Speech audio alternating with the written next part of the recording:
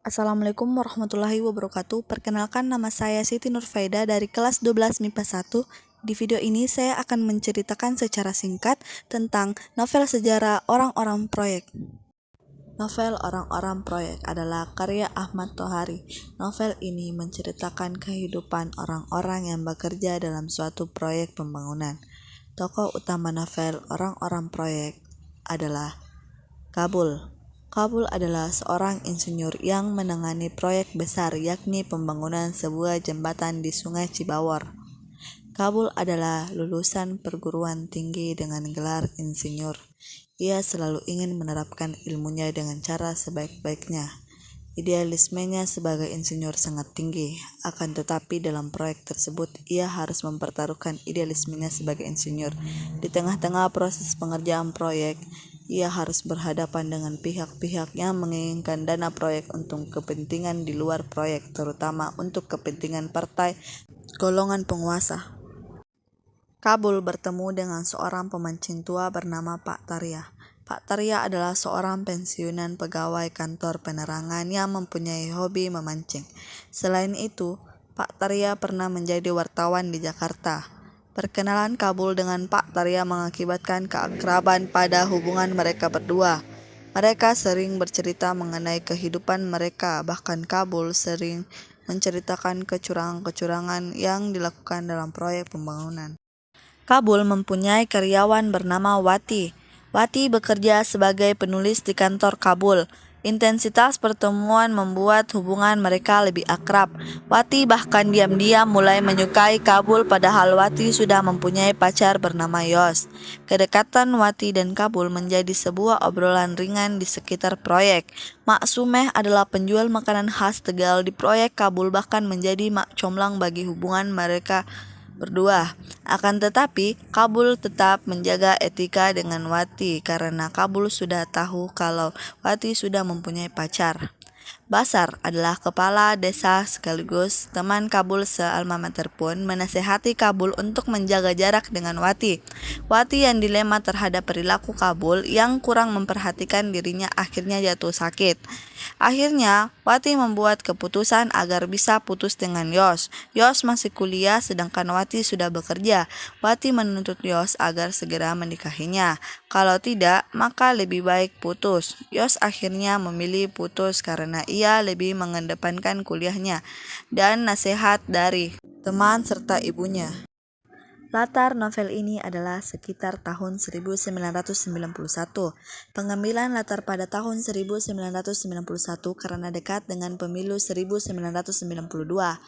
Kabul harus mengalami konflik batin karena proyeknya tidak dituntut untuk menghasilkan jembatan yang berkualitas tinggi, namun lebih dituntut untuk digunakan dalam ajang kampanye partai penguasa, yakni Golongan Lestari Menang atau GLM. Selain itu, banyak dana proyek yang digerogoti pihak-pihak GLM. Akhirnya, dengan dana yang terbatas, ia melakukan berbagai cara agar proyek yang ditanganinya menghasilkan jembatan dengan mutu bagus.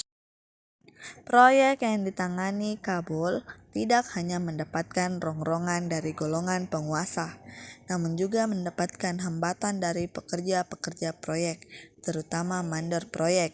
Mereka mengorupsi bahan-bahan material proyek demi mendapatkan keuntungan lebih. Kabul pun harus berpikir keras ketika panitia renovasi masjid meminta sumbangan ke proyek. Renovasi masjid itu pada intinya ditujukan untuk ajang pamer pada kampanye partai GLM. Basar, sang kepala desa, bahkan tidak bisa berbuat apa-apa karena secara birokratif ia sudah termasuk dalam daftar GLM. Akan tetapi, jiwa idealisme Basar masih ada dan tidak sepenuhnya mendukung GLM. Bahkan ketika pemilu, ia adalah kepala desa yang termasuk dalam golongan putih atau golput. Konflik batin yang dialami Kabul memuncak ketika Dalkijo pimpinannya meminta Kabul untuk menggunakan besi bekas sebagai kerangka lantai jembatan karena dana sangat terbatas. Kabul menolak karena jika bahan bekas itu digunakan, jembatan akan cepat rusak bahkan jebol. Akal sehat Kabul memihak pada kejujuran hati dan idealismenya. Ia sudah bertekad untuk mundur dari proyek yang dikerjakannya. Kabul akhirnya keluar dari proyek tersebut dan ia hanya merasa bertanggung jawab atas kerja awalnya.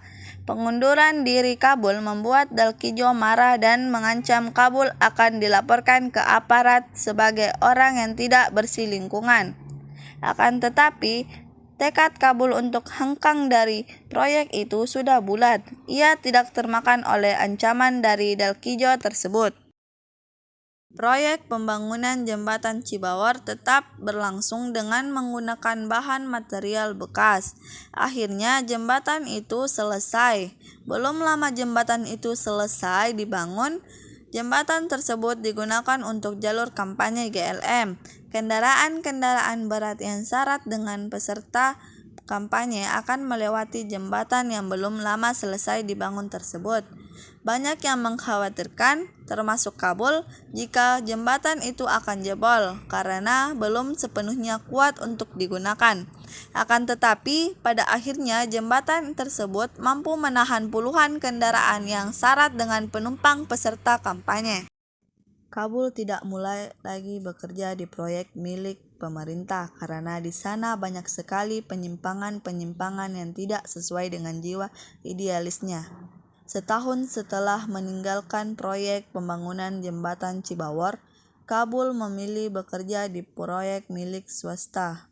Kabul pun akhirnya menikah dengan Wati. Pada perjalanan pulang ke rumah Biyung, Kabul melewati jalan yang dihubungkan oleh jembatan Cibawar. Kabul kaget karena ternyata jalan itu ditutup dan ada plakat yang menyatakan bahwa jalan dialihkan karena jembatan rusak. Kabul berjalan kaki melihat apa yang terjadi dengan jembatan Cibawar, dan ternyata benar, jembatan itu rusak, lantai jembatan jebol. Hal itu sudah diduga oleh Kabul. Kabul merasa tanggung jawabnya sudah terpenuhi karena ia hanya bertanggung jawab terhadap mutu struktur jembatan, bukan lantai jembatan yang dibangun dengan material bekas dan tentu saja bukan dikerjakan oleh Kabul. Itulah cerita singkat dari novel sejarah orang-orang proyek. Terima kasih telah menonton dan mendengarkan. Lebih dan kurangnya mohon dimaafkan. Wassalamualaikum warahmatullahi wabarakatuh.